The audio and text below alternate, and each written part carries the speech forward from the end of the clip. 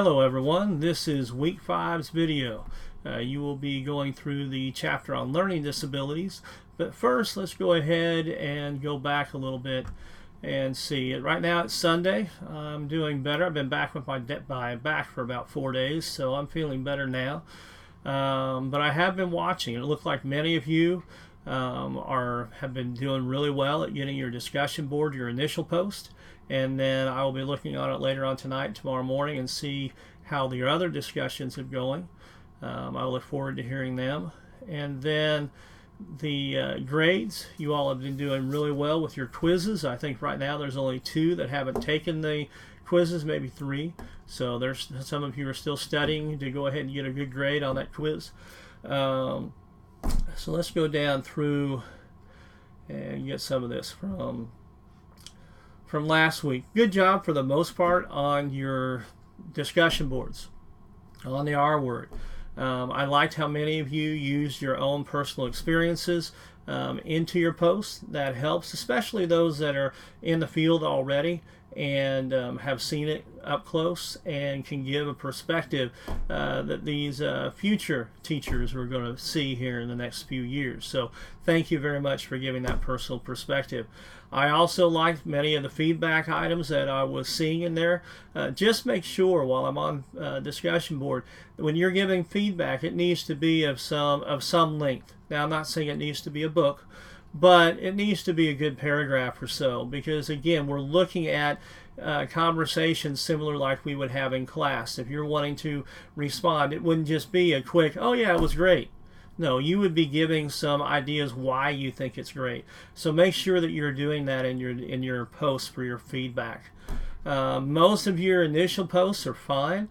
There are a few of you that I've said you need to do a little bit more writing, a little bit more ideas, so that I can understand that you did get what I wanted you to get out of the discussion board topic for the week. Also, the quizzes, I just looked, and as of right now there are 7 A's and there were 2 B's. So I'm glad about that. It tells me that you're doing a good job of studying and reading your book and looking at the PowerPoints before you take it. So keep up the great work. If you do find yourself, I've seen a couple test scores that probably aren't what you would like, get with me on it. Let me know, on in an email, or you can even tell me you'd like for me to call, and we can talk about it. And any questions that you have on a certain number or question, don't worry about it. Just go ahead and give me an email with what the question was, what you thought it was, and then I will get back to you. Now make sure and don't just say, well, I had a problem with question 5.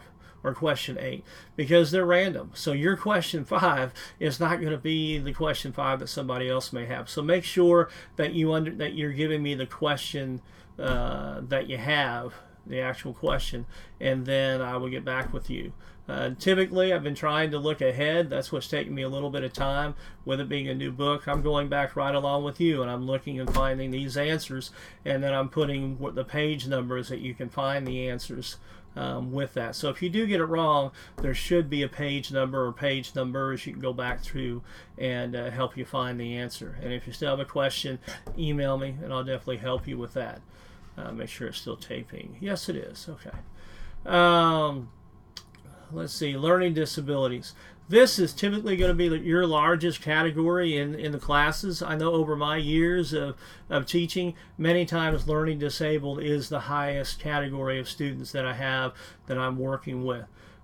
So with that being said, I want you to do a little bit more. Once you get into the teaching realm, some of you that are already teachers, you can probably understand where I'm coming from. They may just say on their paperwork or on the computer screen, it may just say that the child has learning disability. Well, as you're going to read, there could be writing learning, a written expression learning disability. There could be a learning disability in math. There could be a learning disability in reading. Or it can be all 3, or it can be just 1. So you need to, as a teacher, go a little bit further. Don't just, oh, they've got a learning disability. I bet they need to have this. I bet they need to have that. No, stop. Before you do anything, look and see what paperwork you've received. Many times as a process coordinator, one of the first things that I had my teachers do is during that first week, they were making copies of some pages of the IEP to give to the teachers that their student would have. And those pages would include the PLEP, which would tell you a lot about the student. It would include the Form C if they were high school, to kind of get an idea of what they were going into and what they wanted to do. That might help you get some connection with that student. The other item that they would have is the accommodations and modifications page, and that would tell you what that student needs. Don't give them any more. We're trying to push them just as much as you're trying to push all your students. We're trying to push our students on an IEP too. So look at that IEP and give the accommodations and modifications that are on that IEP. And if you hit that student and after a while you don't think they need that, you can go to the case manager and you can talk to the case manager about that, and maybe they can set up a meeting to do some changes and go through that. So anyway, that's learning disability is a big category. Please take the time to look at the different sections in there, the different teacher perspectives, the sidebar discussions on the side of the page, and then go ahead and do your discussion at that point, your discussion board. Let's see here. Go back to my notes. Make sure, the biggest thing I can tell you is make sure you're reading the book. Make sure that you are looking at the PowerPoint that is included with the book. Many times they will have some good ideas to go right with that, and many times those quizzes are going to come out of those two areas. So make sure that you're taking the time to do that. I know many of you work and are trying, and I can understand your pain. You're working a lot of hours so that you can hopefully go ahead and have some money for school and help yourself out. So I applaud you for that. But also, you have classes. Some of you are taking more than one class, which is, again, I applaud you for trying to do that. But that means you're going to have to do a lot of work and making sure and scheduling your time so that you have enough time for every class. And I would venture to say that each day, you need to have an hour or two each day to put towards this class. And make sure that you're reading the book. You're getting the discussions board posted by Wednesday night, so that then you can then over the next few days throw in some more feedback to others, and then also look at those that gave you feedback and respond to them. Just like in a casual conversation, I want to see some back and forth talking back and forth on that. So let me see here. The tech item for this week. The tech item for this week is Pinterest. Yes, guys, I said Pinterest. For the last year, I pretty much have been laughing at my wife because she was always on Pinterest this, Pinterest that, and all of a sudden you start getting these recipes. Oh, I got this on Pinterest. And you're going, where in the heck did you get that recipe? Some of them have been very great, but don't tell my wife some of them have not been that great. So anyway, back to Pinterest. It also is a great thing. It's been a great thing for me after I laughed at my wife. For me also in the classroom. I use a lot of iPads in the classroom. So I got on Pinterest one time. I went ahead and made myself a username and all that and typed in iPads. And it was unimaginable how many items popped up about iPads. There's free apps for the iPad for education. Let me see, I wrote some things down here. Let's see here. Let's see, iPad. Now you have free apps for education where you can just look on there, and these people are already, their teachers using this that are free, and they've just got them listed right there. The SAMR model, the pedagogy wheels, 200 special education apps, and tons more that I've made categories for each one, and that way I can go back and look at them and try to get some ideas. Another one, I have a class, one of the classes I do, we talk about resumes, cover letters, and items like that. And here are some great ideas for that. There were top 20 customer service soft skills to master, 222 powerful action verbs to use in a resume, interviewing etiquette, 13 personality traits of a disengaged employee. There's many items that I've gotten on there. Now, some of them I go, well, I'm not sure about that. But many of them have opened my eyes and kind of helped me find some things, some topics to use in a lesson plan for me. So, you know, and how do I do this? It don't take too much time at all. I'll be sitting down watching a TV show, and I'll probably do some tonight, and I'll pull open my iPad or your iPhone or whatever you have. Pinterest is on the web. It's everywhere, so you can get it on whatever device you're using. And I might get on there for 4 or 5 minutes and just look up a new subject and put them into a file for me to look at later, and boom, I've got some. So anyway, you might even, the reason I'm bringing this up now is some of you may want to use this for your DI collection. Yes, there's two different things. We'll be having the differentiated instruction, which is where the DI comes from, guys. So differentiated instruction, or DI, you have a lesson plan that you're supposed to be looking at that will take, you will take into consideration a particular student.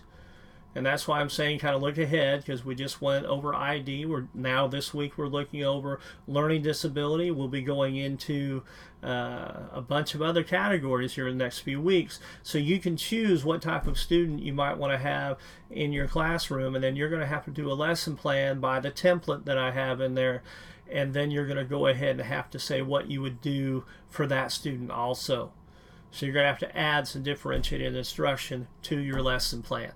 So that'll be coming up. This here, the DI collection, that'll be coming up. I'll discuss it more the following week. It won't be due until July 31st. It's more of a, I guess I would consider it your final in here. We don't really have a final, but to me, and I heard some good feedback from the students that I did this for last year about how useful it was. So I feel like it was I try not to do things in this class that you're not going to use again. I want you to find things that you can make it easier for you to become a teacher, for you to be a good teacher and make good use of your time. So that's what that is. Then next week, week 6, we go into emotional and behavioral disorders. And this will be, you'll want to again look at this differentiated instruction lesson plan.